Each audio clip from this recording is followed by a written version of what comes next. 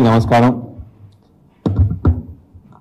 2 రోజుల క్రితము మా మాజీ మంత్రివర్యులు సీనియర్ నాయకుడు మా హరీష్ రావు గారు మాట్లాడుతూ మళ్ళీ ఒకసారి రైతు బంధు గురించి అదేవిధంగా రైతు రుణమాఫీ గురించి మళ్ళీ ఒకసారి ముఖ్యమంత్రి గారిని అడగడం జరిగింది. దానికి జవాబుగా కాంగ్రెస్ వాళ్ళు గత 6 నెలలు చేస్తున్న పని మళ్ళీ రిపీట్ అవుతా ఉంది. ఏమీ లేదు, వితండవాదం మనం ఎస్ అంటే నో అనాలి, నో అంటే ఎస్ అనాలి. నిన్న మాట్లాడుతూ మా పక్కన మా వెంగళవాడ కాన్స్టిట్యున్సీ ఎమ్మెల్యే విప్ ఆది శ్రీనివాస్ గారు మాట్లాడుతూ పెద్ద పెద్ద మాటలు. ఈ మధ్య ఏమైందంటే కాంగ్రెస్ ప్రభుత్వం వచ్చే నుంచి పెద్దోళ్ళని తిడితే మేము పెద్దోళ్ళం అవుతామన్న ఆచరణ ఫాలో అవుతున్నారు అందరూ కాంగ్రెస్ వాళ్ళు. హరీష్ రావు గారు పట్టుకొని హరీష్ రావుకి పని లేదు, మామ దగ్గర పోయి కూర్చోపోయి నువ్వు మామని అడుగు, ఇట్లాంటి పదజాలంతో మాట్లాడుతూ ఉన్నారు. ఆది శ్రీనివాస్ గారు దయచేసి నేను ఒక రిక్వెస్ట్ చేస్తా ఉన్నాను. హరీష్ రావు గారు 7 సార్లు ఎమ్మెల్యే మంత్రిగా పనిచేసినారు.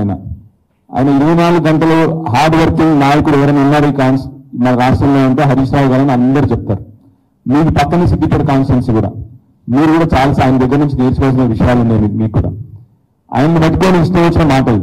హరీష్ గారు ఏమన్నారు? రుణమాఫీ ఎక్కడ, రైతు బంధు ఏమైంది? మళ్ళీ వర్షాకాలం సీజన్ వచ్చింది, ఎవరికన్నా ఒక్కరికన్నా ఇప్పటి వరకు రూపాయి రైతు బంధు వచ్చిందా అని హరీష్ గారు అడిగింది. దానికి మీరు ఏమన్నారు? రాజీనామా లెటర్ రెడీ పెట్టుకోండి. హరీష్ గారు కాదు, మీరు వాగ్దానం చేసిన 13 హామీలు 100 రోజుల్లో చేస్తామన్న 13 హామీలు మీరు కనీసం ఆగస్టు 15 వరకు చేయండి.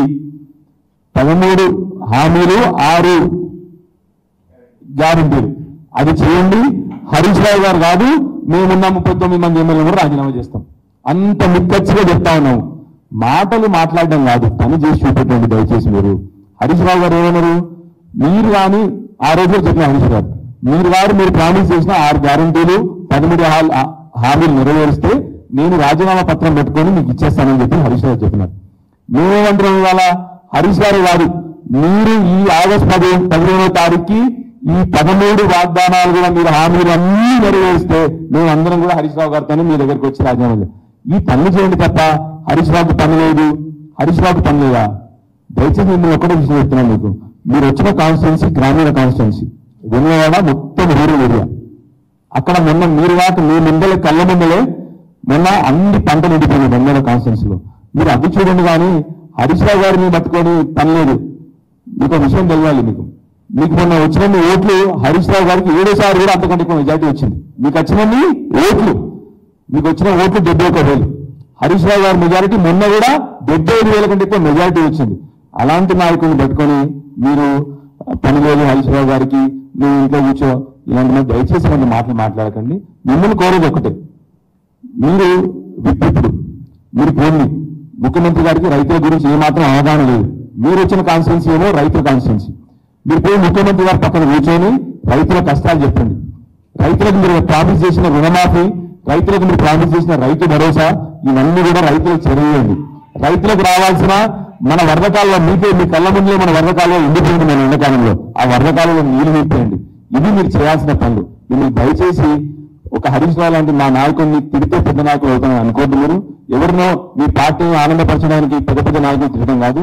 హరీష్ రావు లాంటి నాయకుల దగ్గర మీరైనా నేనైనా మంచి చేసిన నాయకుల దగ్గర నేర్చుకున్నాం మనందరం కూడా. మనం కొత్తగా మొదటిసారి ఎమ్మెల్యే అయిన మనందరం కూడా దయచేసి తిట్టి గొప్ప వాళ్ళం కాము, పనులు చేసి గొప్ప వాళ్ళం అవుతాము.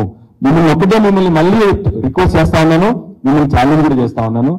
మీరు ఆ 13 హామీలు ఆగస్టు 15వ తారీఖు వరకు నెరవేర్చండి. నేను కూడా హరీష్ రావు గారితో వచ్చి నా రాజీనామా పత్రం మీకు ఇచ్చేస్తాను. మీకు ఏ భాషలో రాయమంటే ఆ భాషలో రాసిస్తాం. మేము ఏ స్పీకర్ గారి భాషలోనో, మీ మంత్రి గారి భాషలోనో, మీ ముఖ్యమంత్రి గారి భాషలో ఏ భాషలో రాసిస్తాం. దయచేసి ప్రజల పక్షాన నిల్చోండి. స్పెషల్లీ మీరు వచ్చిన కాన్స్టిట్యున్సీ వ్యవసాయం మీద ఆధారపడిన కాన్స్టిట్యున్సీ మీది, రూరల్ కాన్స్టిట్యున్సీ కంప్లీట్ గా మీది. మీరు ప్రజల పక్షాన్ని నిల్చోకుండా వచ్చి వేరే నాయకులు తిట్టిపోతాము, వితండ వాదన చేస్తాము, పనికిరాని మాటలు మాట్లాడతాము, మేము ఒకటంటే మేము 2 మాటలు అంటాము. ఈ కాదు కావాల్సిన ప్రజలకి. ప్రజలు కష్టంగా ఉన్నారు, వర్షాకాలం వచ్చింది, మిమ్మల్ని చిన్న విషయం పడతాం. నేను నిన్నగాక మొన్న కనీసము వాళ్ళకి రావాల్సిన విత్తనాలు కూడా వస్తున్న వాళ్ళు నిజంగా కాదా మీరు దయచేసి ఆలోచన చేయండి. కావాల్సి రండి, మనం కూడా మీరు నా పక్క కాన్స్టిట్యున్సీ మా రైతులతో చెప్పిస్తే మీకు తెలుస్తుంది విషయం. ఈ మాటలు మాట్లాడిన తప్ప హరీష్ రావు గారిని తిరిగితే మీరు పెద్ద నాయకుడు కారు, ముఖ్యమంత్రి గారిని కేసీఆర్ గారిని తిరిగితే మీరు గొప్ప నాయకుడు కారు. దయచేసి మేము రిక్వెస్ట్ చేసేది ప్రజల పక్షాన నిలవండి. మన రైతులు చాలా కష్టంలో ఉన్నారు. మళ్ళీ ఇప్పుడు 10 ఏళ్ల తర్వాత మళ్ళీ రైతులకు గోస, రైతులకు విత్తనాల గోస, రైతులకు కరెంటు గోస, రైతులకు నీళ్ళ గోస మళ్ళీ మొదలైంది, రైతులకు ఎరువుల గోస మొదలైంది. మీరు రమ్మంటే నేను కూడా మీరు ఇంటితో వస్తాను. ముఖ్యమంత్రి గారి దగ్గరికి వెళ్ళండి, ఇవన్నీ గోసలు తీర్చండి తప్ప పెద్ద నాకు హరీష్ రావు గారిని తిట్టడం కాదు.